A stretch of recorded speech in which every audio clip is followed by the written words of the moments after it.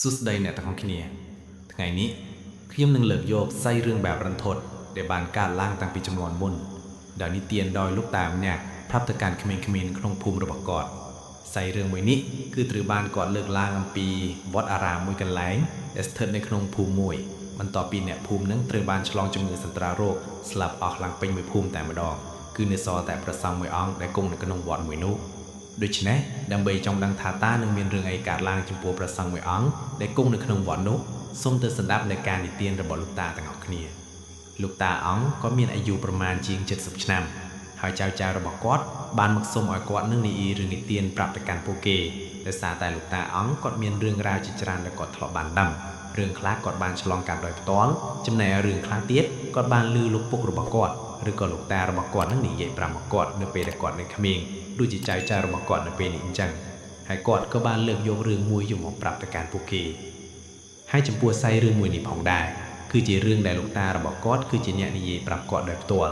់ប៉ុន្តែមួយនេះហាក់ដូចជាលែងឮគេនិយាយបន្តទៅទៀតដោយសារតែសម័យកាលចែកវិវត្តពីមួយចំនួនទៅមួយចំនួនហេតុនេះហើយរឿងមួយនេះគឺគាត់នៅចងចាំយ៉ាងច្បាស់ពីសំឡេងរបស់លោកតារបស់គាត់ចឹងបានជាគាត់យកសាយរឿងមួយនេះយកមកនិទានប្រាប់ចៅរបស់គាត់ចំនួនក្រោយបន្តទៅទៀតប៉ុន្តែដោយសារតែវ័យរបស់គាត់កាន់តែចាស់ដូច្នេះការចងចាំរបស់គាត់ក៏ហាក់ដូចជាមានការស្រព្រិសស្រពិលនិងភ្លេចនៅចំណុចខ្លះនៃសាយរឿងប៉ុន្តែទោះបីជាយ៉ាងណាក៏ដោយអ្វីដែលគាត់ចាំច្បាស់នោះគឺដោយសារតែពេលដែលគាត់ស្ដាប់ហើយទៅនឹងគឺគាត់មានអារម្មណ៍ថាភ័យខ្លាចនិងព្រួយយ៉ាងខ្លាំងចំពោះសាយរឿងមួយនេះនៅក្នុងភូមិមួយដំបងឡើយប្រជាជនទាំងអស់រស់នៅដោយសុខសាន្តដោយអ្នកភូមិខ្លះគឺប្រកបមុខរបរបាញ់សត្វប៉ុន្តែអ្នកភូមិមួយចំនួនធំគឺប្រកបមុខរបរកសិកម្មអ្នកខ្លះដាំដំណាំឬក៏អ្នកខ្លះធ្វើស្រែចម្ការឯនឹងឯងចំណែកឯអ្នកភូមិមួយចំនួនតូចពួកគេធ្វើក្អមឬក៏ធ្វើឆ្នាំងដើម្បីធ្វើការដូរជាមួយនឹងអ្នកភូមិនៅក្បែរនេះឬក៏ធ្វើការចែកចាយទៅឲ្យអ្នកភូមិដែលបានរស់នៅក្នុងភូមិជាមួយនឹងគ្នាប៉ុន្តែនៅថ្ងៃមួយមិនដឹងជាមានរឿងអ្វីស្ដាប់តែអ្នកភូមិពីរបីនាក់ក៏ចាប់ដើមធ្លាក់ខ្លួនឈឺយ៉ាងចម្លែកសភាពនៃជំងឺដែលបានកើតឡើងដំបូងនឹងគឺពួកគេចាប់ផ្ដើមរាករួតឡើងស្ទើរតែអស់ពីខ្លួនបន្តមកការវិវត្តនៃជំងឺមួយនេះចាប់ផ្ដើមវិវត្តពីមួយថ្ងៃទៅមួយថ្ងៃរហូតធ្វើឲ្យពួកគេចេញដំបៅឡើងពេញខ្លួនតែម្ដងហើយជំងឺមួយនេះផងដែរគឺគេឲ្យឈ្មោះថាជាជំងឺអសន្ត្ររោគ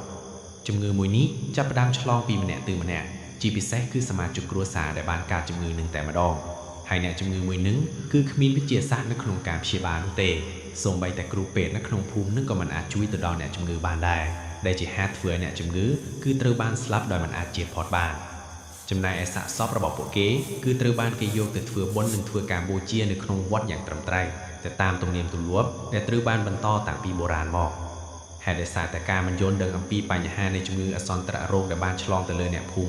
ិឬក៏សមាជិកគ្រួសាររបស់អ្នកដែលឆ្លងជំងឺនោះធ្វើឲ្យពួកគេនឹងគឺបានបណ្តែតបណ្តោយរហូតធ្វើឲ្យជំងឺនោះចាប់ផ្ដើមឆ្លងពីម្នាក់ទៅម្នាក់ទៀតរហូតធ្វើឲ្យជំងឺមួយនេះរីករាលដាលយ៉ាងខ្លាំងចំនួនអ្នកភូមិដែលបានឆ្លងជំងឺអសន្ត្ររោគនេះគឺរហូតដល់ទៅ1/3នៃចំនួនអ្នកភូមិនៅក្នុងភូមិឯណោះហើយដោយសារតែជំងឺមួយនេះគ្មានថ្នាំព្យាបាលនិងគ្រូពេទ្យនៅក្នុងភូមិមួយនឹងមិនមានវិធីនៅក្នុងការព្យាបាលផងដែរនោះធ្វើឲ្យអ្នកភូមិជាច្រើនគឺត្រូវបានស្លាប់រហូតធ្វើឲ្យចំនួនសាកសពកាន់តែច្រើនពេកដែលជាហេតុធ្វើឲ្យពួកគេនឹងគឺត្រូវបង្ខំចាត់ធ្វើការបូជាសពព្រមព្រៀងគ្នានៅក្នុងពេលតែមួយតែម្ដងដោយសារតែឃើញថាចំនួនអ្នកឆ្លងជំងឺសន្ត្ររោគនេះជាមួយនឹងចំនួនអ្នកស្លាប់កាន់តែកើនឡើងច្រើនទៅដូច្នេះអ្នកភូមិដែលមិនទាន់បានឆ្លងជំងឺសន្ត្ររោគនេះក៏បានធ្វើការផ្លាស់ប្ដូរទីលំនៅទៅកាន់ភូមិមួយផ្សេងទៀតចំណែកឯអ្នកភូមិដែលបន្តរស់នៅទីនេះមិនព្រមធ្វើការផ្លាស់ប្ដូរទីលំនៅទៅកាន់ភូមិផ្សេងទៀតគឺដោយសារតែបងប្អូនរបស់គេឬក៏សាច់ញាតិរបស់គេនឹងកំពុងតែឆ្លងជំងឺនេះដូច្នេះពួកគេមិនអាចធ្វើការផ្លាស់ទីបានទេលុះត្រាតែពួកគេព្យាបាលជំងឺសាច់ញាតិរបស់ពួកគេឲ្យបានធូរស្រាលសិនទើបពួកគេអាចធ្វើការផ្លាស់ទីចេញពីភូមិនេះទៅកាន់ភូមិផ្សេងទៀតបានដោយសារតែមូលហេតុនេះហើយទើបអ្នកភូមិមួយចំនួនទៀតគឺត្រូវបានឆ្លងនៅជំងឺសន្ត្ររោគនោះពីបងប្អូនឬក៏សាច់ញាតិរបស់ពួកគេในទីបញ្ចប់ពួកគេក៏ត្រូវបានស្លាប់ជាបន្តបន្ទាប់ហើយដោយសារតែចំនួនអ្នកភូមិចាប់ផ្ដើមស្លាប់ជាបន្តបន្ទាប់ពីមួយថ្ងៃទៅមួយថ្ងៃនឹងគឺកាន់តែច្រើនទៅដែលជាហេតុធ្វើឲ្យការបូជាសពគឺមិនអាចធ្វើទៅបាននឹងតនទីបន្ថែមនោះទេដូច្នេះអ្នកភូមិមួយចំនួនគឺទៅបង្ខំចិត្តបញ្ចុះសាកសពសាច់ញាតិរបស់ខ្លួនឯងដែលត្រូវបានស្លាប់ដោយសារតែជំងឺអសន្ត្ររោគនឹងគឺដោយខ្លួនឯងតែម្ដងចំណែកឯអ្នកភូមិមួយចំនួនដែលមិនមានសាច់ញាតិឈឺឬក៏សាច់ញាតិរបស់ពួកគេត្រូវបានស្លាប់និងបូជារួចហើយនោះពួកគេក៏ប្រញាប់នាំគ្នាបម្លាស់ទីចាក់ចេញពីភូមិមួយនេះរហូតធ្វើឲ្យភូមិមួយនេះទាំងមូលគឺចាប់ផ្ដើមមានការស្ងប់ស្ងាត់ គឺប្រៀបដូចជាភូមិខ្មៅអញ្ចឹងហើយនៅពេលថ្ងៃគឺឮតែសំឡេងចាបយំតែប៉ុណ្ណោះលូដល់ពេលយប់វិញគឺឮសូម្បីតែសំឡេងឆ្កែលូពីដើមភូមិទៅដល់ចុងភូមិធ្វើឲ្យមនុស្សដែលនៅក្នុងភូមិនោះនៅរស់រានមានជីវិតនឹងម្នាក់ស្ដាប់ហើយឡើងព្រឺក្បាលគ្មាននរណាហ៊ានឈានជើងយន់លើផ្ទះនៅពេលយប់នោះទេទោះបីជាមានអ្វីកើតឡើងក៏ដោយនៅទីបញ្ចប់អ្នកភូមិទាំងអស់ក៏ត្រូវបានស្លាប់បណ្ដោះម្នាក់ដោយគ្មានការជួយសង្គ្រោះអ្វីទាំងអស់ពីភូមិនៅជិតនោះទេ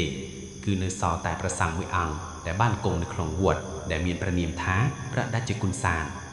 ហើយមូលហេតុដែលមិនមានអ្នកភូមិផ្សេងទៀតហ៊ានចូលមកជួយនោះគឺដោយសារតែគាត់ធ្លាប់បានឮនៅពាក្យចចាមអារាមចេញពីលោកគ្រូពេទ្យម្នាក់ដែលគាត់ធ្លាប់នាំកូនសិស្សរបស់គាត់មកជួយសង្គ្រោះដើម្បីព្យាបាលជំងឺអ្នកភូមិនៅក្នុងភូមិមួយនេះ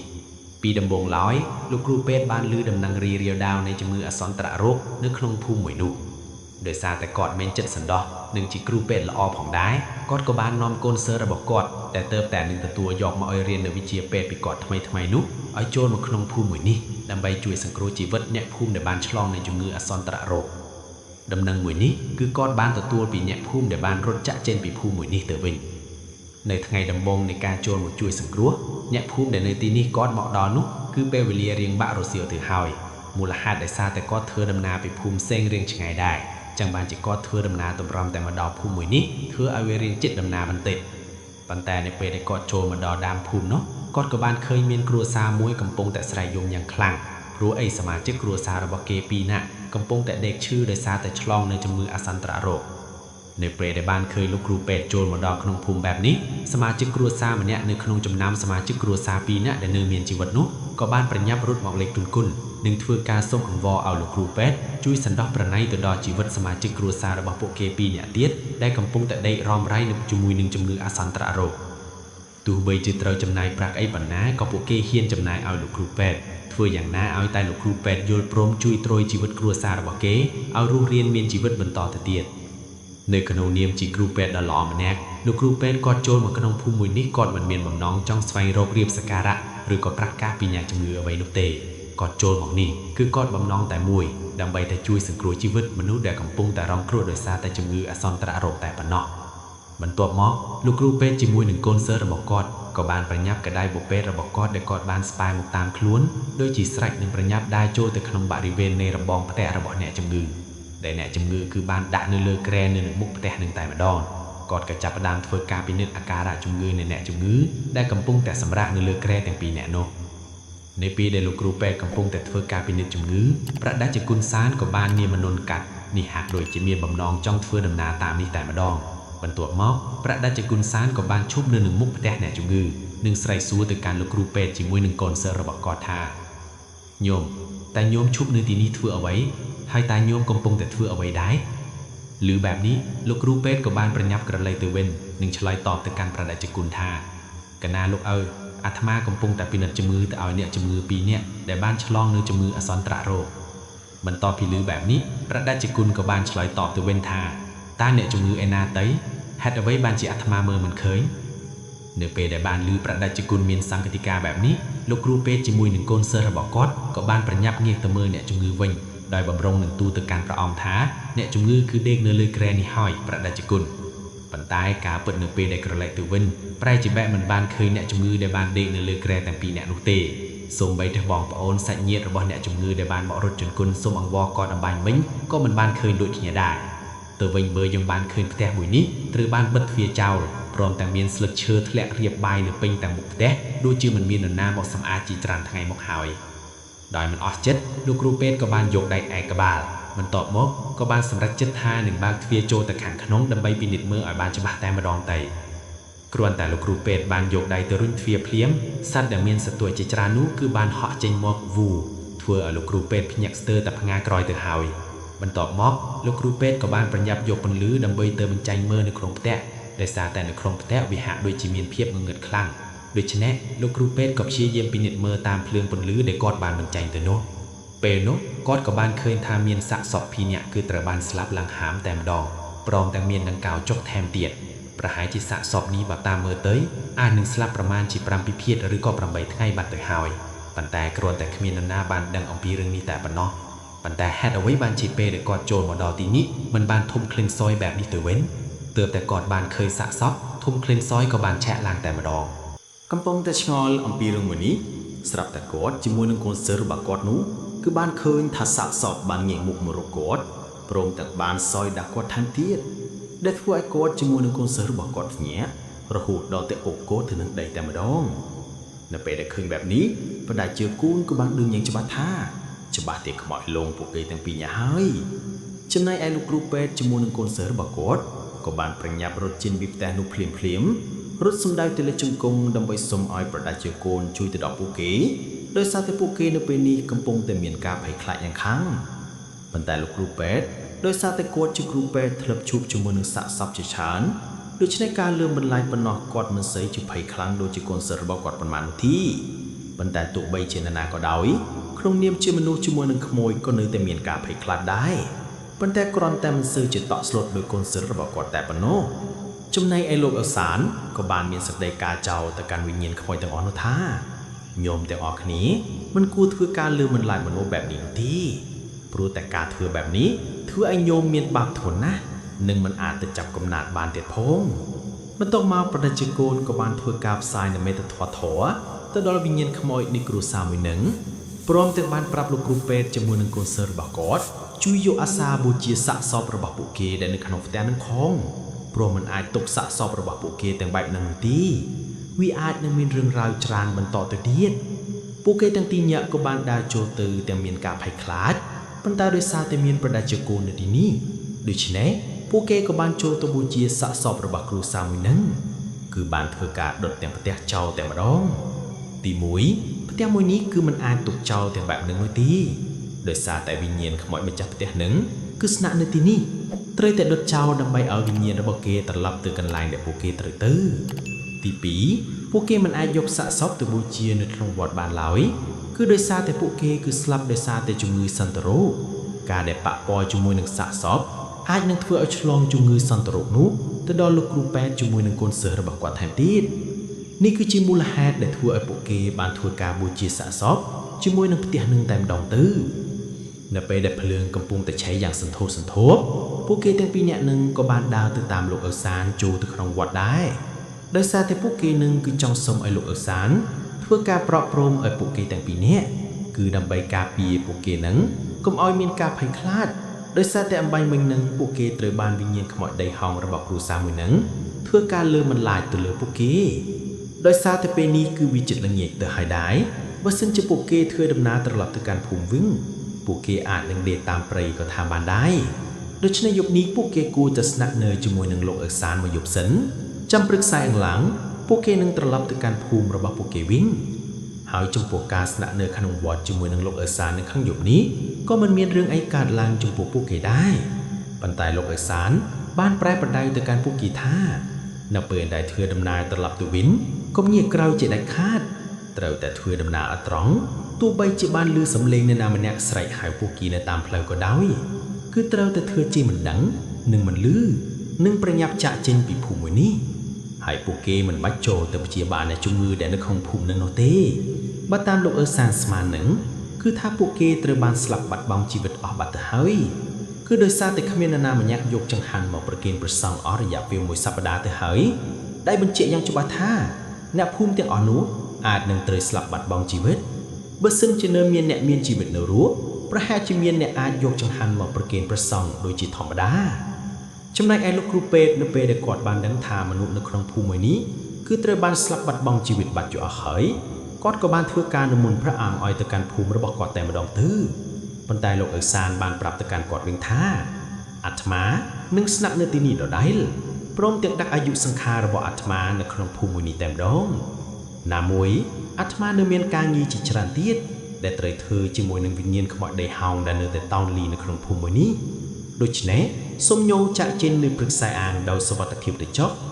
បន្ទាប់ពីបានឮព្រះអង្គមានសេចក្តីការបែបនេះពួកគេក៏មិនហ៊ានបង្ខំព្រះអង្គដែរដូច្នេះពួកគេក៏បានធ្វើការក្រាបថ្វាយបង្គំព្រះអង្គព្រមទាំងបានចូលសម្រាប់ទាំងអស់គ្នាតែម្ដងទៅលុះទៅដល់ពេលវេលាព្រឹកស្អែកអាំងឡើងពួកគេទាំងពីរនាក់ក៏បានធ្វើការសុំភលាលោកអេសានត្រឡប់ទៅកាន់ភូមិរបស់ពួកគេវិញហើយដោយសារតែបរិយាកាសមួយនេះគឺនៅក្នុងភូមិគឺនៅជិតភូមិនឹងដែរដូច្នេះពួកគេមិនត្រូវធ្វើដំណើរឆ្លងកាត់ភូមិនោះទេប៉ុន្តែពួកគេត្រូវធ្វើដំណើរឆ្លងកាត់មុខច្រកចូលភូមិ ទើបពួកគេអាចទៅដល់ផ្លូវធំនិងធ្វើដំណើរទៅកាន់ភូមិរបស់ពួកគេវិញនៅពេលដែលពួកគេធ្វើដំណើរនៅតាមផ្លូវហ្នឹងក៏ស្រាប់តែពួកគេបានឮសំឡេងអ្នកភូមិស្រែកហៅឲ្យពួកគេហ្នឹងជួយទៅព្យាបាលជំងឺឲ្យពួកគេដូចជាអ្វីដែលលោកអេសានបានធ្វើការប្រែប្រដៅអញ្ចឹងនៅពេលនោះកូនសិស្សរបស់គាត់ដោយសារតែភ្លេចនៅបណ្ដាំរបស់លោកអេសានបំរុងងាកក្រោយប៉ុន្តែត្រូវបានលោកគ្រូពេទ្យហ្នឹងចាប់គេជាប់និងនិយាយប្រាប់ថាកុំខ្វល់អំពីពួកវាអីយើងគួរតែប្រញាប់ធ្វើដំណើរទៅកាន់ភូមិរបស់យើងវិញដូច្នេះពួកគេទាំងពីរនាក់ក៏បានដើរយ៉ាងត្រង់ផ្លូវដោយមិនងាកក្រោយសូម្បីតែបន្តិចនិងធ្វើដំណើរចូលទៅកាន់ភូមិរបស់ពួកគេវិញបាត់ទៅនៅពេលដែលធ្វើដំណើរទៅដល់ភូមិរបស់ពួកគេហ្នឹងពួកគេក៏បាននិយាយអំពីរឿងរ៉ាវដែលបានកើតឡើងនៅក្នុងភូមិដែលឆ្លងជំងឺសន្តិរោគនោះប្រាប់ទៅកាន់អ្នកភូមិរបស់ពួកគេវិញហើយដំណឹងមួយនេះក៏បានលេចលឺពីភូមិមួយទៅភូមិមួយដែលជាហេតុធ្វើឲ្យអ្នកស្រុកអ្នកភូមិដែលធ្លាប់រស់នៅជាមួយនឹងភូមិដែលឆ្លងជំងឺសន្តិរោគហ្នឹងគឺគ្មានអ្នកណាម្នាក់ហ៊ានចូលមករស់នៅជាមួយនឹងអ្នកភូមិទាំងអស់នោះទៀតនោះទេទី1ខ្លាចខ្មោចលើមចំណែកទី2ពួកគេខ្លាចថាឆ្លងជំងឺសន្តិរោគទៅដល់កូនចៅនិងអ្នកភូមិរបស់ពួកគេនៅទីបំផុតភូមិមួយនេះក៏ត្រូវបានគេបោះបង់ចោលគ្មានអ្នកណាម្នាក់ហ៊ានប្រស័យរស់នៅតាក់ទងជាមួយនឹងភូមិមួយនឹងទៀតនោះទេពេលវេលាក៏ត្រូវបានកន្លងអស់រយៈពេលកន្លះខែក្រោយមកមានបុរសម្នាក់ដែលគាត់មានឈ្មោះថាវិចិត្រគាត់គឺជាអ្នកភូមិនៅស្រុកនេះដែរប៉ុន្តែគាត់ត្រូវធ្វើដំណើរទៅកាន់ស្រុកឆ្ងាយដើម្បីរស់នៅគាត់បានទៅរស់នៅអស់រយៈពេល3ឆ្នាំមកហើយទើបតែនៅពេលនេះគាត់ហាក់ដូចជាសន្សំបានប្រាក់ជាច្រើនដោយគាត់គិតថានឹងអាចត្រឡប់មកកាន់ស្រុកកំណើតរបស់គាត់វិញព្រោះឯប្រាក់នៅពេលនេះគឺគាត់អាចសន្សំបាននឹងទិញដីធ្លីឬក៏គោអំពែមួយចំនួនសម្រាប់គ្រួសារជំការជុំគ្រួសាររបស់គាត់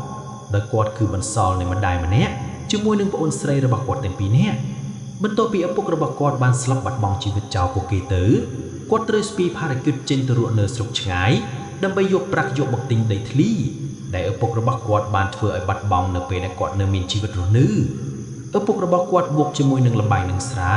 ដែលជាហេតុធ្វើឲ្យគាត់ស្លាប់បាត់បង់ជីវិតប៉ុន្តែមុនពេលដែលគាត់ស្លាប់នឹងគឺគាត់បានជំពាក់ប្រាក់គេជាច្រើនដែលជាហេតុធ្វើឲ្យដីធ្លីនិងគោអំពែរបស់គាត់គឺត្រូវបានគេនឹងរឹបអូសយកទៅអស់ដូច្នេះគាត់គឺមានតែបង្ខំចិត្តត្រូវទៅរកស៊ីនៅស្រុកឆ្ងាយដើម្បីយកប្រាក់យកមកទិញរបស់បាត់ទាំងអស់នឹងវិញដើម្បីជាចិញ្ចឹមគ្រួសាររបស់គាត់តែប៉ុណ្ណោះដើមឡើយវិចិត្រគឺមានកម្រងទៅរកស៊ីនៅស្រុកឆ្ងាយត្រឹមតែ1ឆ្នាំតែប៉ុណ្ណោះដោយសារតែគាត់មានការបារម្ភចំពោះម្ដាយនិងប្អូនស្រីរបស់គាត់ទាំងពីរនាក់ប៉ុន្តែដោយសារតែកិច្ចការងាររកស៊ីរបស់គាត់ហាក់ដូចជាមិនទទួលបានជោគជ័យតតែសោះធ្វើឲ្យគាត់ត្រូវអូសបន្លាយពេលវេលារហូតដល់ទៅ3ឆ្នាំទម្រាំដែលគាត់អាចសន្សំបានប្រាក់ជាច្រើននិងអាចមកកសាងជីវិតថ្មីជាមួយនឹងគ្រួសាររបស់គាត់វិញនៅពេលដែលវិចិត្រធ្វើដំណើរមកជិតដល់ភូមិហ្នឹងធ្វើឲ្យគាត់ហាក់ដូចជាមានអារម្មណ៍សប្បាយចិត្តខ្លាំងណាស់ដែរព្រោះអីនៅក្នុងពេលឆាប់នេះគាត់នឹងអាចជួបជាមួយនឹងប្អូននិងម្ដាយរបស់គាត់វិញ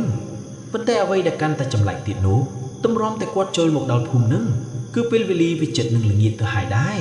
ដោយសារតែគាត់ធ្វើដំណើរពីស្រុកឆ្ងាយមកតាំងពីព្រឹកមកម្ល៉េះទម្រាំតែធ្វើដំណើរទៅដល់ភូមិរបស់គាត់ហ្នឹងគឺវាចំណាយពេលអស់រយៈពេលស្ទើរតែ1ថ្ងៃទៅហើយ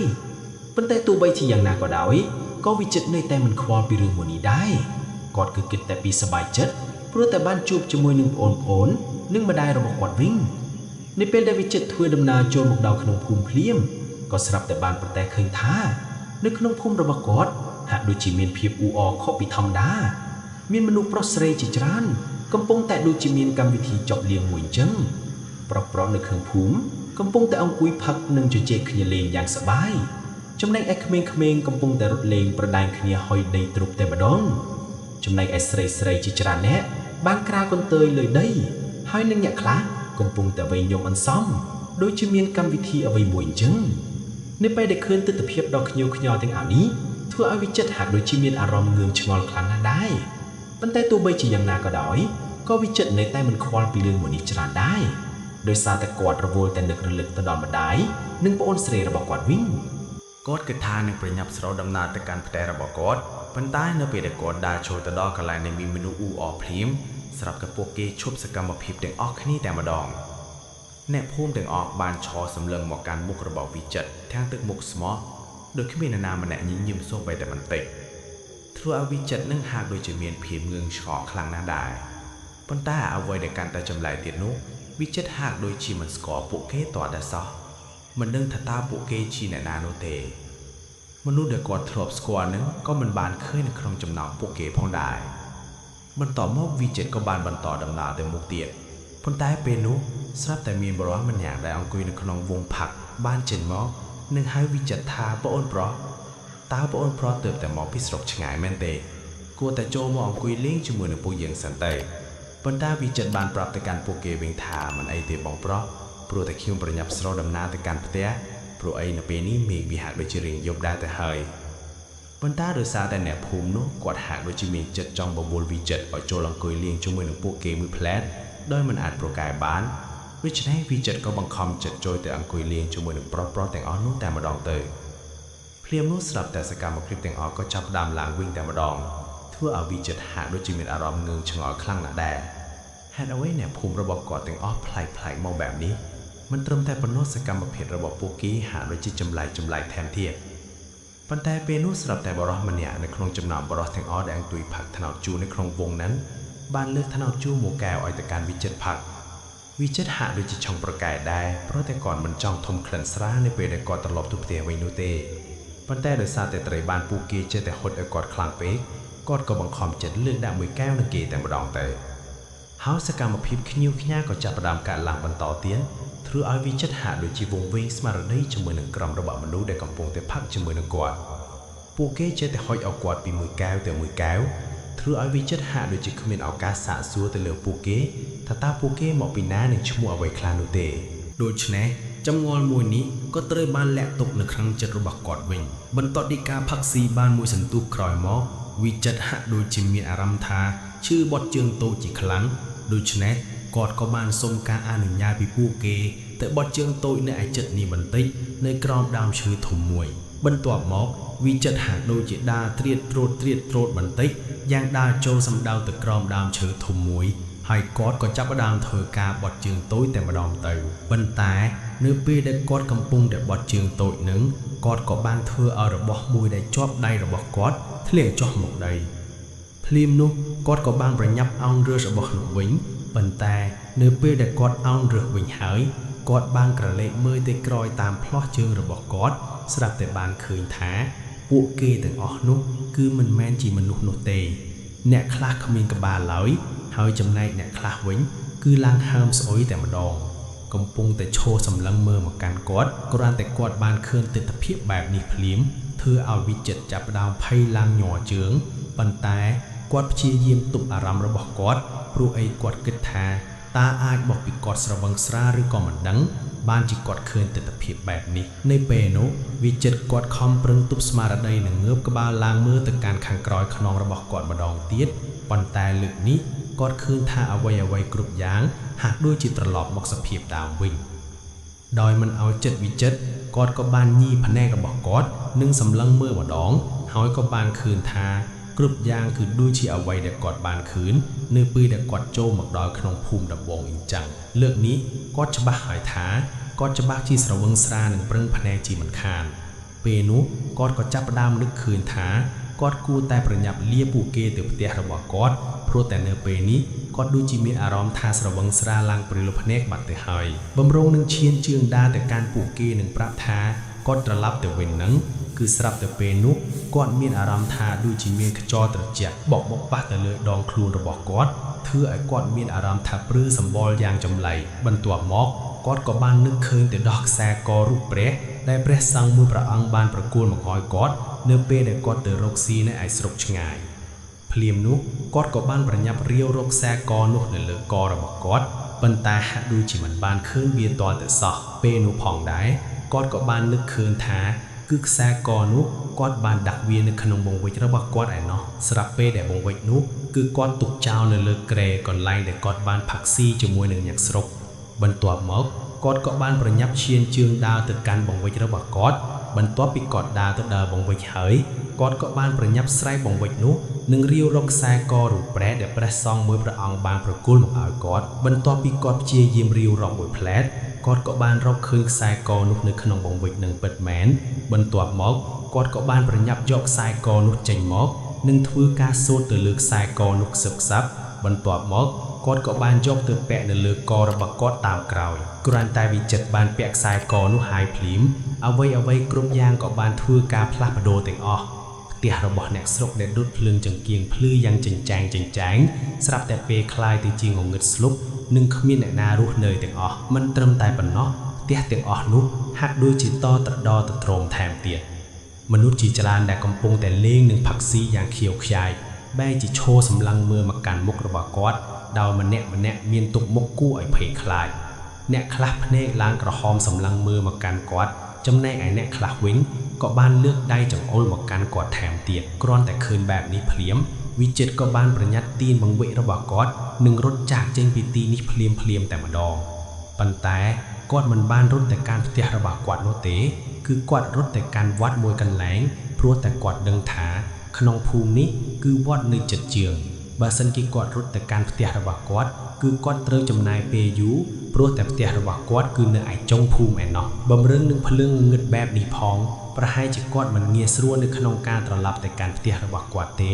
ដូច្នេះវិធីល្អបំផុតគឺគាត់មានតែរត់ទៅកាន់វត្តអារាមដែលនៅជិតនេះតែប៉ុណ្ណោះព្រោះតែវត្តនឹងគឺមិនបានធ្វើនៅក្នុងភូមិឡើយគឺធ្វើនៅជិតភូមិនឹងឯងហើយគាត់ក៏បានប្រញាប់រត់ទៅកាន់វត្តដោយមិនហ៊ានងាកក្រោយសូម្បីតែបន្តិចព្រោះតែដំណាមនៅពេលដែលខ្មោចឡើងគឺគេមិនអាចអនុញ្ញាតឲ្យយើងនឹងងាកក្រោយនោះទេ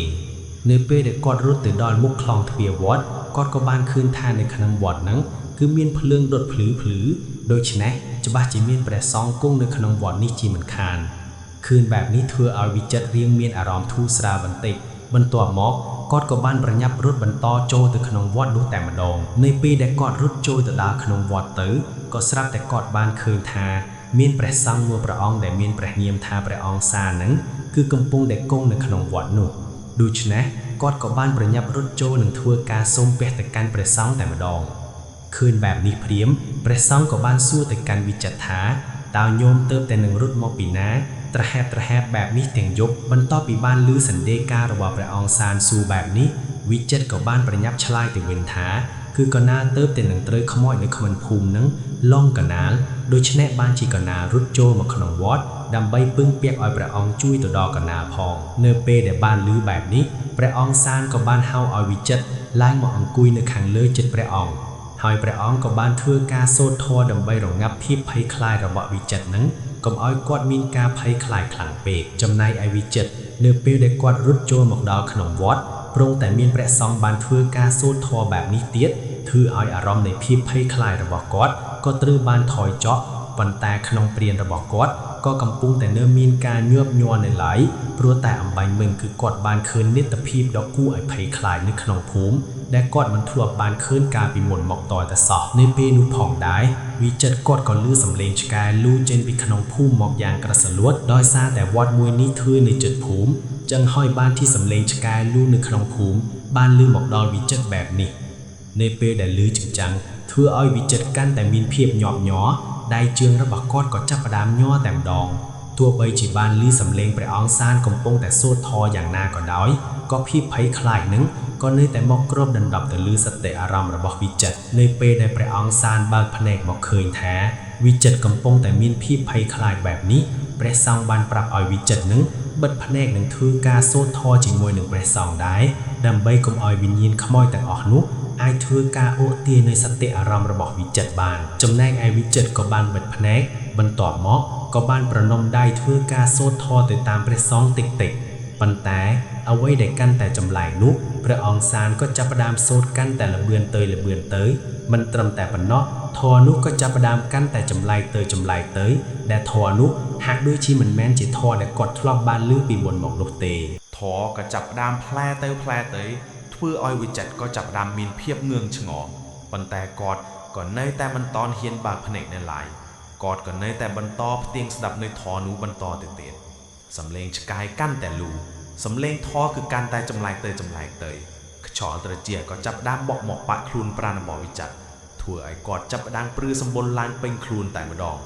ផ្ទុយទៅវិញសំឡេងធម៌នោះក៏កាន់តែលឿនទៅស្ដាប់កាន់តែលែងបានធ្វើឲ្យវិចិត្រចាប់ផ្ដើមមានការងឿងឆ្ងល់ដូច្នេះវិចិត្រក៏បានបើកភ្នែកបំរុងនឹងសួរព្រះសង្ឃថាតើធម៌នេះគឺជាធម៌អ្វីប៉ុន្តែនៅពេលដែលគាត់បើកភ្នែកឡើងមកវិញស្រាប់តែវិចិត្របានឃើញថា វត្តអារាមដែលគាត់បានឃើញអំបញ្ញមិញគឺប្រែជាងងឹតស្លុបមិនត្រឹមតែប៉ុណ្ណោះក៏មានស្លឹកឈើឡើងពេញនឹងតែម្ដង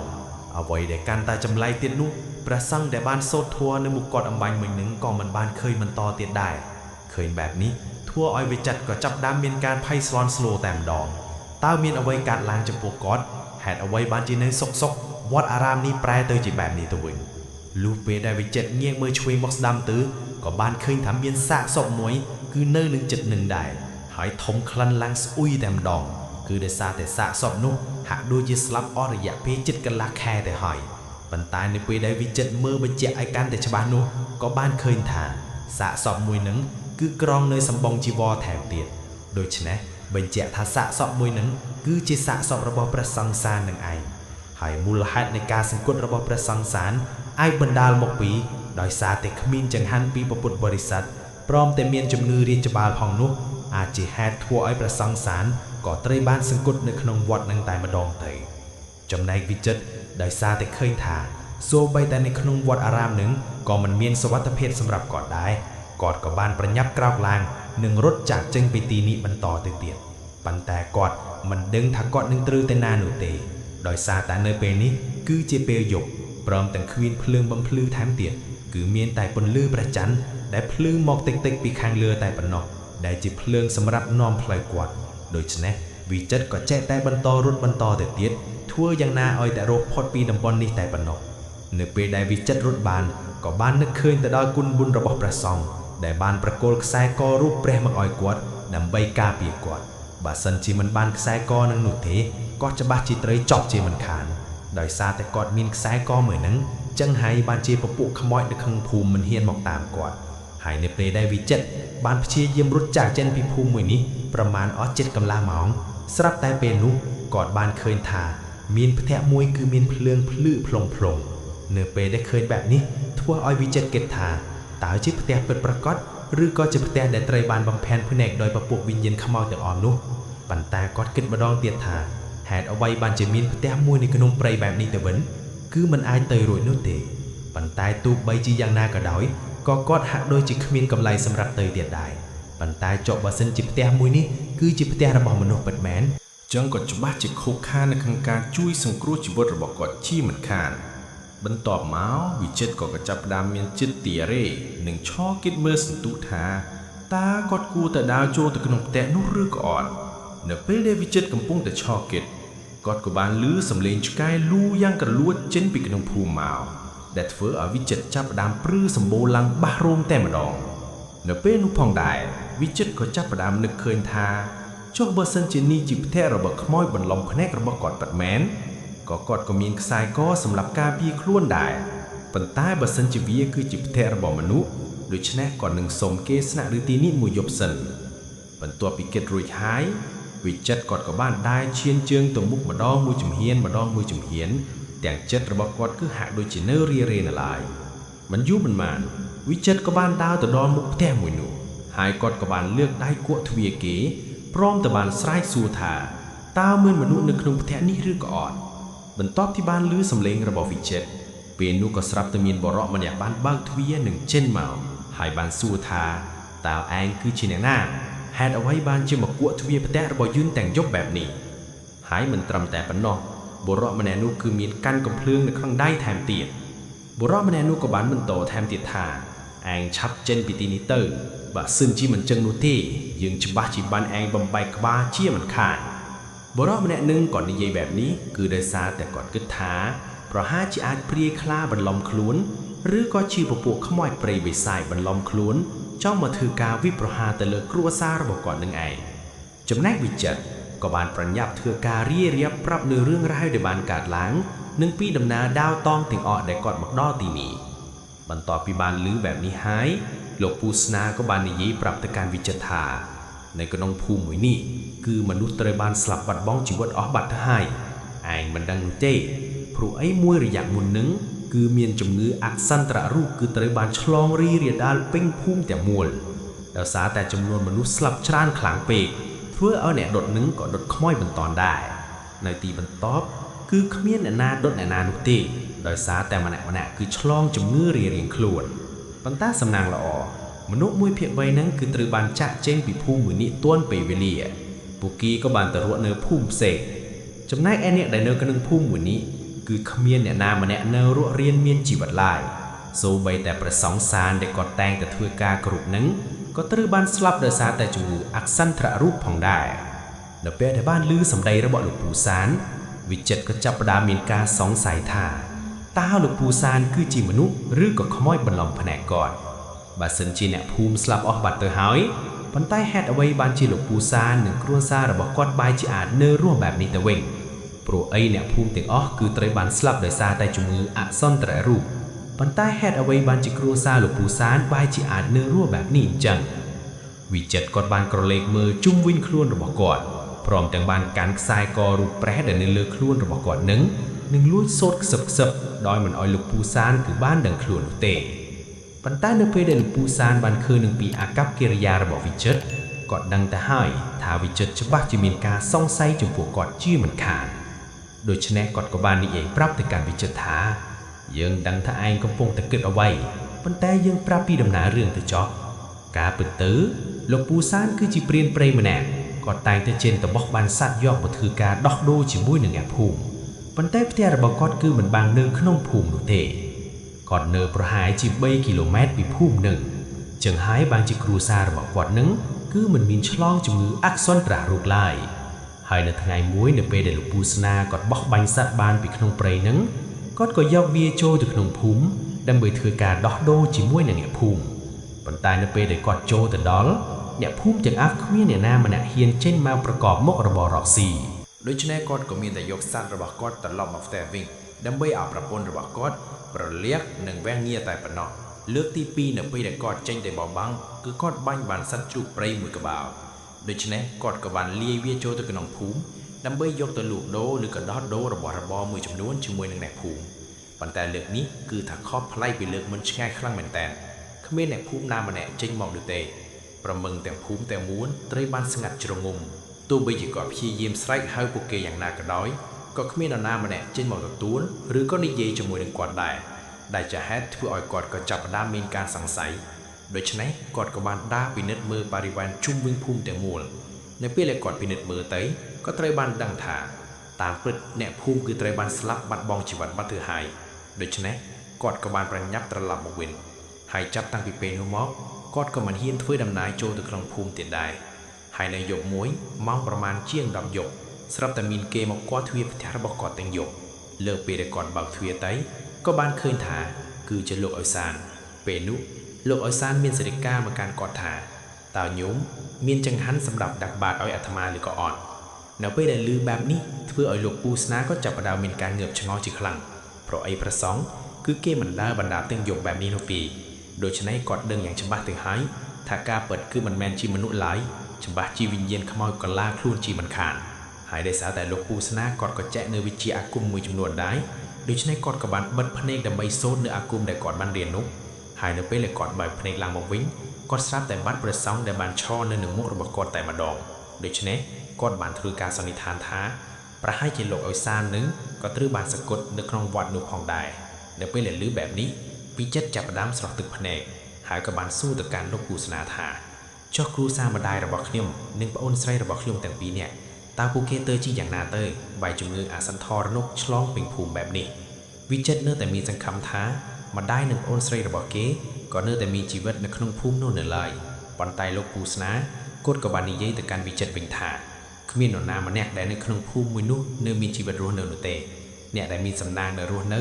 គឺមានតែអ្នកដែលចាស់ចេញពីភូមិនេះមុនពេលដែលមេរោគរាតត្បាតពេញភូមិតែប៉ុណ្ណោះគាត់ហ៊ានធានាថាគ្រួសាររបស់វិចិត្រច្បាស់ជាស្លាប់ដូចជាអ្នកភូមិដទៃទៀតដែរប៉ុន្តែវិចិត្រហាក់ដូចជាមិនជឿពីអ្វីដែលគាត់និយាយនោះទេព្រោះតែវិចិត្រគឺគាត់មិនអស់ចិត្តគាត់សង្ឃឹមថាការរកស៊ីរបស់គាត់នៅពេលដែលគាត់ត្រឡប់មកវិញគាត់នឹងជួយទៅដល់ម្ដាយនិងប្អូនរបស់គាត់ប៉ុន្តែពេលនេះផ្ទុយទៅវិញគាត់បានជួបបានដំណឹងបែបនេះដែលជាហេតុធ្វើឲ្យគាត់គឺមិនអាចទទួលយកបានឡើយយ៉ាងណាក៏ដោយក៏លោកពូស្នាក៏បានប្រាប់ទៅកាន់វិចិត្រថាអាងឆាប់កាត់ចិត្តទៅនឹងសាងជីវិតថ្មីចាស់ចេញពីភូមិមួយនេះព្រោះឯគ្រួសាររបស់គាត់ក៏បំរុងនឹងចាស់ចេញពីទីនេះដែរដោយសារតែគាត់ក៏មិនដឹងថារស់នៅទីនេះជាមួយនឹងនរណានោះទេព្រោះឯមនុស្សនៅក្នុងភូមិគឺត្រូវបានស្លាប់បាត់បង់ជីវិតអស់បាត់ទៅហើយ គាត់មានកម្រងណាមគ្រួសាររបស់គាត់ចេញពីទីនេះតាំងពីប្រមាណថ្ងៃមុនមកម្លេះប៉ុន្តែដោយសារតែគាត់មានការងាររវល់មិនអាចតន់ចាស់ចេញបាននៅពេលនេះដូច្នេះគាត់រងចាំឲ្យបញ្ចប់ហើយការងាររបស់គាត់សិនទើបគាត់នឹងនាំគ្នាចាស់ចេញពីទីនេះតែម្ដងហើយណាមួយគាត់អាចរត់នៅទីនេះបានដោយសារតែគាត់ចេះនៅវិជាអាគមខ្លះៗដើម្បីប្រការផ្ទះរបស់គាត់កុំឲ្យវិញ្ញាណខ្មោចទាំងអស់នោះវាមកអុកលុកបើសិនជាមនុស្សធម្មតាហ្នឹងគឺច្បាស់ជារត់បាត់ជើងសោព្រាតតាំងពីពេលដែលអ្នកភូមិហ្នឹងគឺស្លាប់ដំបូងមកម្លេះចឹងហើយបើជាលោកពូស្នាគាត់បានដាក់ទានឲ្យវិចិត្រទៅកសាងជីវិតថ្មីនៅក្នុងភូមិផ្សេងទៅព្រោះភូមិមួយនេះគឺមិនអាចរស់នៅបានទៀតនោះទេប៉ុន្តែទោះបីជាយ៉ាងណាក៏ដោយក៏វិចិត្រនៅតែមិនអស់ចិត្តជាមួយនឹងក្រុមគ្រួសាររបស់គាត់មកនេះគឺសង្ឃឹមថានឹងជួបម្ដាយជាមួយនឹងប្អូនស្រីប៉ុន្តែនៅពេលដែលលើបែបនេះធ្វើឲ្យគាត់គឺមិនអស់ចិត្តឡើយគាត់ក៏សំអង្វរលោកពូស្នាថៃស្អែកឡើងឲ្យជូនគាត់ចូលទៅក្នុងភូមិដើម្បីទៅមើលផ្ទះរបស់គាត់ឲ្យបានឃើញដោយផ្ទាល់នឹងភ្នែកបើមិនដូច្នេះនោះទេគឺគាត់មិនអាចត្រឡប់ទៅវិញជាដាច់ខាតនៅពេលដែលឮវិចិត្រនិយាយបែបនេះដោយសារតែអាណិតចំពោះវិចិត្រផងដូច្នេះលោកពូស្នាក៏បានសន្យាថាមិនអីនោះទេយប់នេះឯងសម្រាប់សិនចុះចាំពេលថ្ងៃស្អែកឡើងយើងនឹងជូនឯងចូលទៅក្នុងភូមិប៉ុន្តែឯងត្រូវតែមានការប្រុងប្រយ័ត្នព្រោះអីឯងទៅឆ្លងជំងឺអាសន្នធរនុកប៉ុន្តែមើលទៅជំងឺអាសន្នធរនុកប្រហែលជាត្រូវបានសារប្រលាបទៅហើយព្រោះតែមិនមាននរណាម្នាក់ដែលនៅមានជំងឺនេះនឹងរីកធាដូលទៀតនោះទេប្រពន្ធរបស់លោកពូស្នានៅពេលដែលឮការសន្ទនារបស់ពួកគេទាំងពីរនាក់និយាយបែបនេះគឺគាត់មិនចង់ឲ្យប្តីរបស់គាត់ចូលទៅក្នុងភូមិនោះពេញទៀតនោះទេដោយសារតែគាត់ខ្លាចថាប្តីរបស់គាត់នាំយកជំងឺអាសន្នធរនុកនោះជាប់នៅនឹងខ្លួនចូលត្រឡប់មកផ្ទះវិញធ្វើឲ្យឆ្លងទៅដល់គាត់និងកូនរបស់គាត់ប៉ុន្តែលោកពូស្នាបាននិយាយថាមិនអីនោះទេគាត់គ្រាន់តែដើរចិត្តភូមិនឹងតែប៉ុណ្ណោះគាត់ចេះប្រយ័ត្នខ្លួនហើយទោះបីយ៉ាងណាក៏ចង់ឲ្យវិចិត្របានឃើញដោយអស់ចិត្តដែរបន្ទាប់ពីនិយាយគ្នារួចហើយលោកពូស្នាបានប្រាប់ឲ្យវិចិត្រនឹងគឺឆាប់សម្រាប់ទៅចាំស្អែកព្រឹកឡើងគាត់នាំវិចិត្រចូលទៅក្បែរភូមិនោះដើម្បីឲ្យវិចិត្របានអស់ចិត្តប៉ុន្តែនៅក្នុងយប់នេះផងដែរគឺមានឆ្កែលូយ៉ាងខ្លាំងទាំងដែលសត្វពាហនៈនៅក្នុងភូមិនឹងគឺមិនមានជីវិតរស់នៅទៀតនោះទេវាពិតជាចម្ងាយខ្លាំងមែនទែនវាអាចជាឆ្កែព្រៃឬក៏ជាឆ្កែរបស់អ្នកស្រុកដែលនៅមិនមានជីវិតរស់នៅក៏ថាបានដែរលុះដល់ពេលវេលាស្អែកឡើងលោកពូស្នាក៏បានជួនវិចិត្រចូលទៅក្បែរភូមិដើម្បីមើលឲ្យបានច្បាស់ផ្ទាល់នឹងភ្នែកប៉ុន្តែនៅពេលដែលដើរទៅដល់ផ្ទះរបស់វិចិត្រស្រាប់តែវិចិត្របែកបានឃើញម្ដាយរបស់គេជាមួយនឹងប្អូនរបស់គេកំពុងតែនៅក្រោមផ្ទះឃើញបែបនេះធ្វើឲ្យគេពិតជាមានចិត្តសប្បាយយ៉ាងខ្លាំងគេគិតថាលោកពូស្នាគឺនិយាយកុហកគេកាលពីយប់មិញ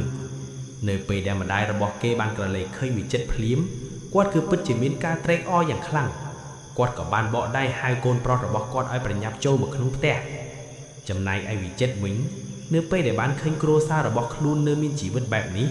ធ្វើឲ្យគេអរសប្បាយភ្លេចពីអ្វីដែលបានកើតឡើងកាលពីយប់មិញគេក៏បានប្រញាប់រត់ស្ទុះចូលទៅប៉ុន្តែត្រូវបានលោកពូស្នានឹងគឺចាប់ដៃគេជាប់និងប្រាប់ថាវិចិត្រឯងគួរតែគិតឲ្យបានល្អិតល្អន់សិនមុននឹងឯងចូលទៅក្រែងឯងមានបណ្ដាំងព្រាសជាប់នឹងខ្លួនដែរមែនទេឯងគួរតែយកវាចេញមកនិងធ្វើការសូត្រនៅអាគមរបស់ឯងដែលឯងបានចេះហើយចាំមើលម្ដងទៀតចាំឯងចូលទៅក៏មិនទាន់យឺតពេលដែរព្រោះអីគាត់គិតថាពួកគេដូចជាមិនមែនជាមនុស្សនោះទេដែលសារតែគាត់ចូលមកកាលពេលលើកមុននឹងឃើញគ្មានមនុស្សនៅក្នុងផ្ទះមួយនេះឡើយគឺផ្ទះត្រូវបានតូបចោលជាយូរណាស់មកហើយប៉ុន្តែហេតុអ្វីបានជាពេលនេះបែរជាមានមនុស្សរស់នៅតែវិញបន្ទាប់មកវិចិត្រក៏បានយល់ព្រមធ្វើទៅតាមអ្វីដែលលោកពូស្នាបានប្រាប់គឺគេបានយកខ្សែករូបព្រះចេញមកបន្ទាប់មកគេក៏បានធ្វើការសូត្រខ្សឹបស្ងាត់លុះពេលដែលគេបើកភ្នែកមកវិញក៏នៅតែបានឃើញថាម្ដាយនិងប្អូនស្រីរបស់គេគឺកំពុងតែនៅក្រោមផ្ទះនិងបកដៃហៅគេឲ្យចូលទៅខាងក្នុងដដែលហើយផ្ទុយស្រឡះពីអ្វីដែលវិចិត្រនឹកស្មានមិនដល់គឺលោកពូស្នាដែលគេបានគេងជាមួយកាលពីយប់មិញពេញមួយយប់ហ្នឹងមុខរបស់លោកពូស្នានៅពេលនេះចាប់ផ្ដើមរលួយនិងមានសត្វដង្កូវចេញមកមួយថែមទៀតគ្រាន់តែឃើញបែបនេះភ្លាមធ្វើឲ្យវិចិត្រនឹងគឺពិតជាមានការភ័យដកស្លុតយ៉ាងខ្លាំងគេក៏បានប្រញាប់រត់ចូលទៅក្នុងផ្ទះរបស់គេភ្លាមតែម្ដងចំណែកឯខ្មោចរបស់លោកពូស្នាក៏បានរត់ចូលទៅតាមវិចិត្រប្រមឹងបានចាប់ដៃវិចិត្រជាប់និងប្រាប់ថាចង់នាំវិចិត្រទៅនៅជាមួយនឹងគាត់ធ្វើឲ្យវិចិត្រនឹងគឺភ័យខ្លាំងពេកគាត់បានស្រែកខ្លាំង រហូតធ្វើឲ្យខ្លួនឯងនឹងគឺត្រូវបានភ្ញាក់ដឹងខ្លួនឡើងវិញតែម្ដងតាមពិតវាគ្រាន់តែជាការយល់សម្បត្តិរបស់វិចិត្រតែប៉ុណ្ណោះនៅពេលដែលគេភ្ញាក់ដឹងខ្លួនឡើងមកវិញនឹងគឺគេលៀងបែកញើសពេញខ្លួនតែម្ដងចំណែកលោកពូស្នាក៏បានភ្ញាក់ដឹងខ្លួនឡើងដូចគ្នាដែរនៅពេលដែលឮសំឡេងរបស់វិចិត្រស្រែកគាត់សួរថាតើមានអ្វីកើតឡើងចំណែកវិចិត្រក៏បានប្រាប់ថាគឺគេយល់សម្បត្តិអាក្រក់នៅពេលដែលឮបែបនេះលោកពូស្នាក៏បាននិយាយថាប្រហែលជាគេនឹងគឺត្រូវបានខ្មោចលឺរហូតធ្វើឲ្យអារម្មណ៍របស់គេនឹងនៅមិនស្ងប់បានជាគេយល់សម្បត្តិអាក្រក់បែបនេះដូច្នេះគាត់ក៏បានធ្វើការសូត្រនៅកថាមួយចំនួនដាក់លើក្បាលរបស់វិចិត្រនិងប្រាប់ឲ្យវិចិត្រឆាប់គេងទៅវិញទៅព្រោះអីនៅថ្ងៃស្អែកពួកគេនឹងចូលទៅក្នុងភូមិដើម្បីមើលឲ្យបានច្បាស់បន្ទាប់មកវិចិត្រក៏បានប្រាំងខ្លួនគេងទៅវិញប៉ុន្តែគាត់នៅតែមានអារម្មណ៍មិនស្ងប់និងគិតថាអ្វីដែលគាត់យល់សម្បត្តិឃើញអំបញ្ញមិញនឹងវាប្រៀបដូចជាមិនមែនជាការយល់សម្បត្តិនោះទេវាប្រៀបដូចជាការពិតអញ្ចឹងឬក៏មានអ្វីមួយចង់ដាស់តឿនគាត់ពីរឿងអ្វីមួយប៉ុន្តែគ្រាន់តែគាត់មិនដឹងដូច្នេះធ្វើឲ្យវិចិត្រក៏ចាប់ផ្ដើមមានអារម្មណ៍មិនស្ងប់គិតថាតែគ្រួសាររបស់លោកពូស្នានឹងគឺជាមនុស្សឬក៏ជាខ្មោចហើយចុះម្ដាយនឹងបងប្អូនរបស់គាត់ពួកគេគឺពិតជាត្រូវបានឆ្លងជាមួយអសញ្ញរោគស្លាប់ទាំងអស់ដោយអ្វីដែលលោកពូស្នាបាននិយាយឬក៏អត់ណាមួយគាត់ចាប់អារម្មណ៍ថានៅពេលដែលគាត់ដកខ្សែកនឹងចេញមកហាក់ដូចជាលោកពូស្នានឹងគឺមិនហ៊ានមើលទៅចំរូបខ្សែកព្រឹករបស់គាត់នោះទេដែលជាហេតុធ្វើឲ្យគាត់ក៏ចាប់ភ្លឺអំពីរឿងមួយនេះគេងបណ្ដាគិតបណ្ដាប៉ុន្តែមិនហ៊ាននិយាយអ្វីទាំងអស់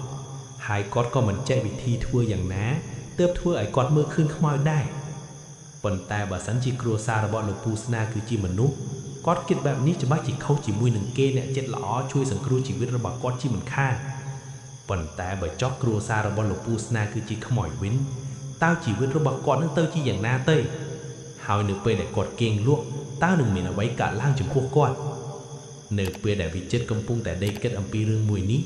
ស្រាប់តែលោកតាអង្គដែលជាអ្នកនិទានរឿងមួយនេះប្រាប់ទៅកាន់ពួកក្មេងៗនឹងក៏បានប្រាប់ទៅកាន់ក្មេងៗថាតាសូមស្លេះរឿងនេះត្រឹមតែប៉ុណ្្នឹងសិនចាំយប់ស្អែកតានឹងប្រាប់រឿងនេះបន្តឲ្យពួកឯងស្ដាប់បន្តទៅទៀតដោយសារតែគាត់បានឃើញថាក្មេងៗមួយចំនួននឹងគឺដូចជាងងុយគេងទៅហើយអញ្ចឹងរឿងមួយនេះយើងនឹងបន្តសម្ដាប់ជាមួយនឹងលោកតាអង្គនៅថ្ងៃស្អែកបន្តទៅទៀត